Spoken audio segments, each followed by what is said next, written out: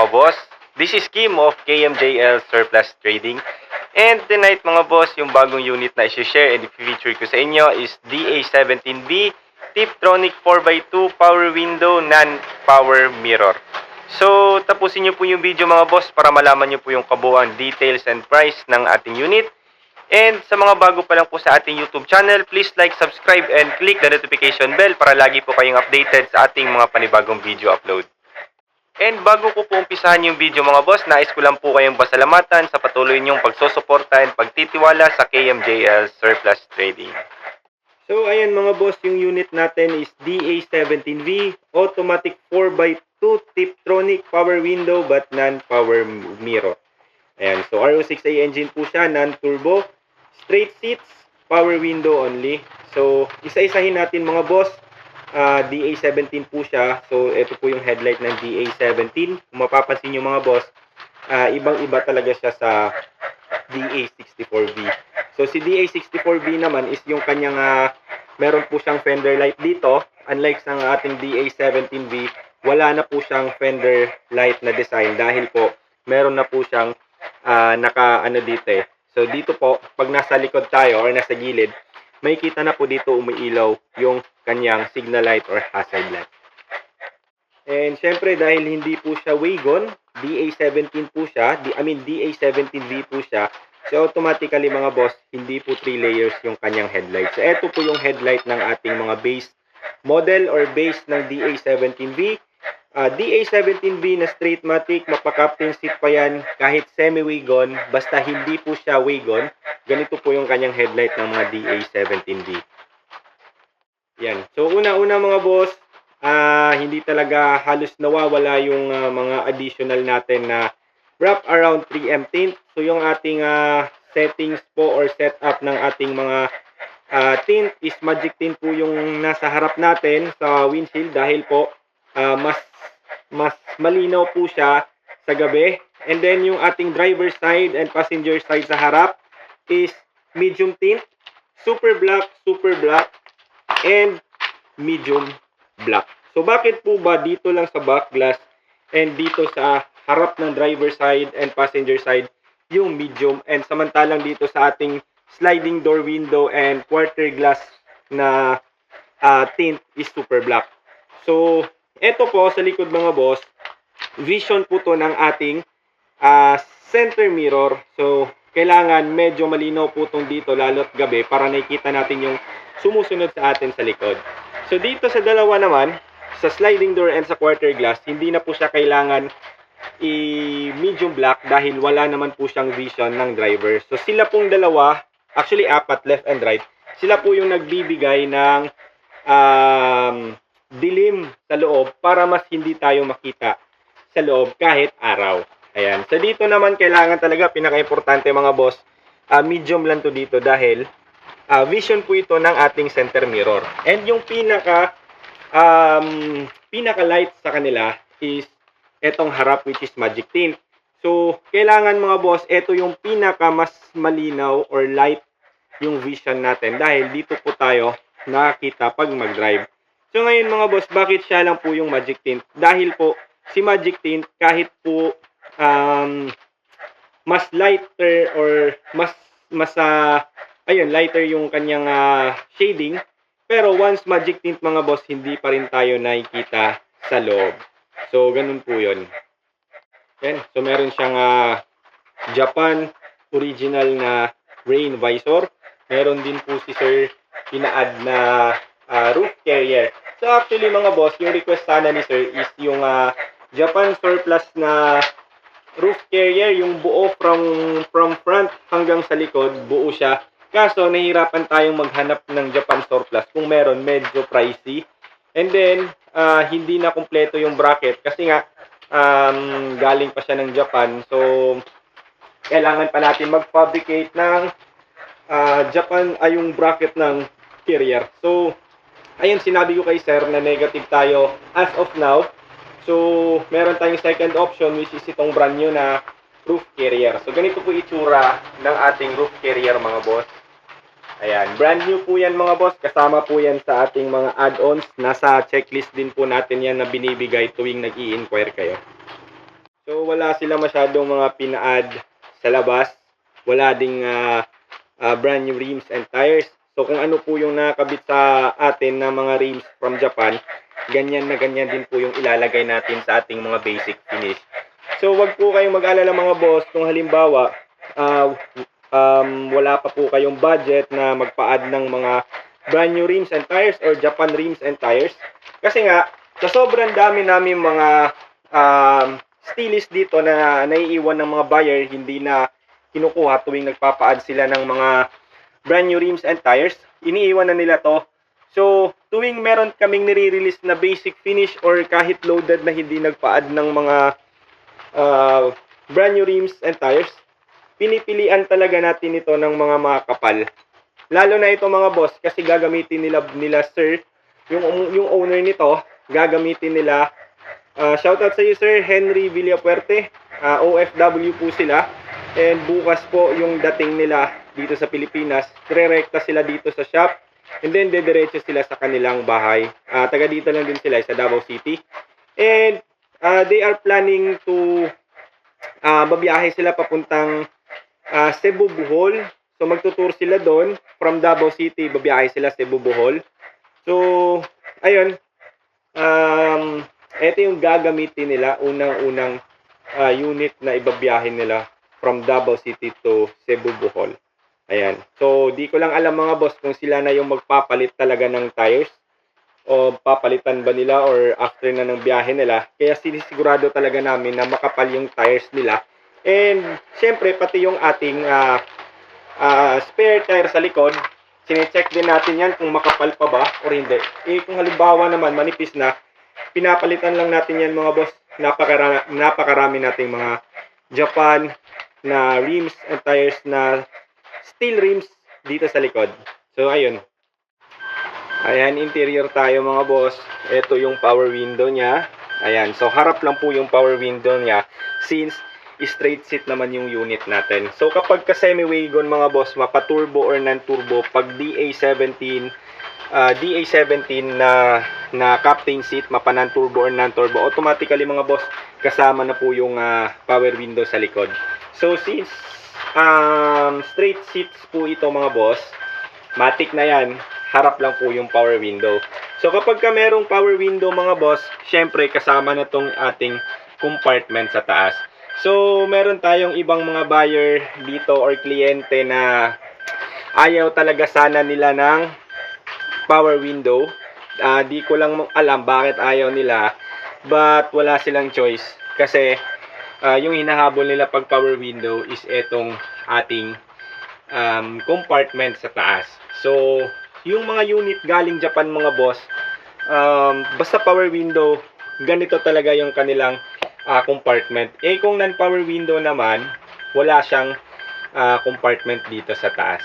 So ayun, basta power window mga boss, matic na yan, may compartment sa taas. So madami tayong malalagay dyan ng mga gamit, klase-klaseng gamit ito kasi medyo malalim naman siya.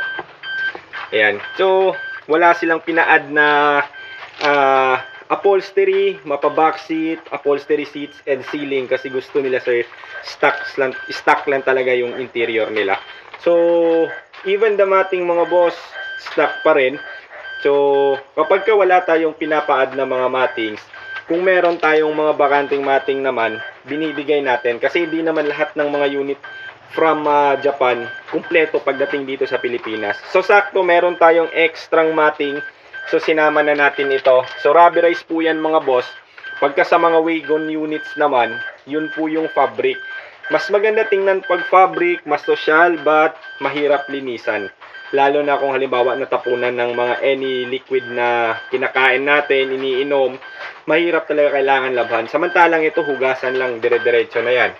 Anyway mga boss, meron din pong pina-add si sir na dash camera or dashboard camera yung tawag natin dito. Meron din siyang touchscreen stereo with backing camera. So 7 inches po ito, meron na po siyang Bluetooth, merong USB, auxiliary, FM, meron din po siyang socket ng micro SD, and kasama din po ito backing camera. So pati po yung ating tawag nito, dash cam, meron na din po itong camera sa likod and harap. So aside from that mga boss, syempre hindi talaga mawawala tong ating ang tawag dyan, water temperature gauge na analog. Ayan, so ito po yung pinaka the best na water temp para sa amin mga boss. So iba-iba kasi tayo ng mga ng mga trip, iba-iba tayo ng mga pamamaraan, iba-iba yung mga didiscover natin. So dito sa amin mga boss, eto talagang analog yung pinaka the best. Kaya nire-recommend talaga namin tong analog. And ayun mga boss, syempre proud tayo na ipagmalaki yung ating shifter mga boss. Converted po lahat ng ating mga DA17V. Kasi po mga boss, yung ating design ng DA17V, mapa manual or automatic, mapa Tiptronic or straight-matic mga boss, andito po sa right side yung ating shifter, dahil nga andito na side yung manibela nung time na nasa Japan pa siya. So ngayon, pagdating ng Pilipinas, ita-transfer natin from right to left, i-convert natin ito. So syempre, since nagko-convert na tayo, sinasama na natin itong shifter sa pag-convert. So napaka-advantage mga boss, napaka-convenient talaga i-drive kapag yung ating shifter is converted. Kasi mas malapit siya sa manibela. So hindi po nangangawit yung ating kamay, unlike pag andito yung shifter, napakalayo talaga. And halimbawa meron tayong mga bata na sakay sa harap, mas abot pa nila yung shifter. So at least safety talaga and convenient. Ayan, so I don't know mga boss, anong reason ng mga ibang builder bakit hindi nila kino-convert yung shifter, but nire-respeto natin yan. Gaya nga ng sabi ko, iba-iba tayo ng mga pamamaraan and iba-iba tayo ng mga diskarte. Ayan, so converted po ito mga boss using secondary gearbox. Lahat po ng conversion ng unit dito sa KMJL Surplus Trading is converted po using secondary gearbox. Ayan. And so actually mga boss, itong unit na ito is matagal na pong tapos. Napaka-advanced po itong pinagawa ni Sir Henry Villafuerte. And bukas lang nila ito ipo-pull out dahil bukas pa yung flight nila from ibang bansa. So pauwi pa lang sila ngayon and bukas sila dadating dito sa Pilipinas. So tansya ko lang, almost 2 months na itong tapos. So sa loob po ng 2 months ginagamit po talaga namin ito.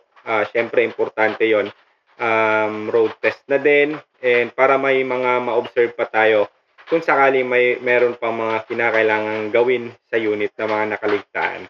So since taga Davao lang din naman sila, just in case magkakaproblema yung unit, yung may mga minor issues, open naman po tayo dito.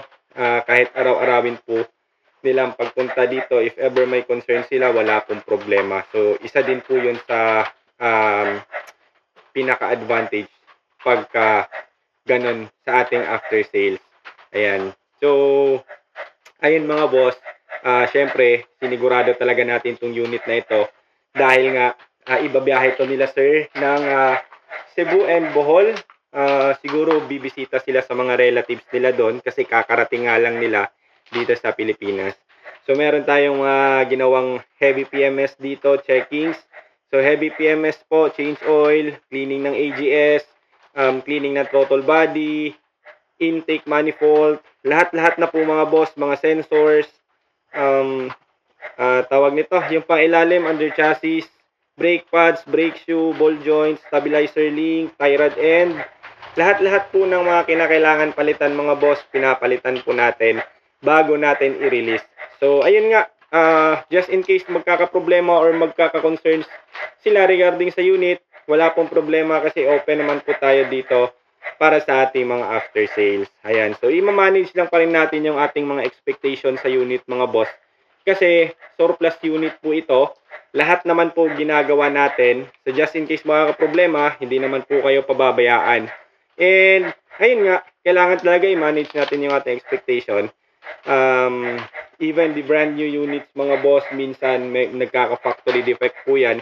So paano na po kaya kung dito sa surplus?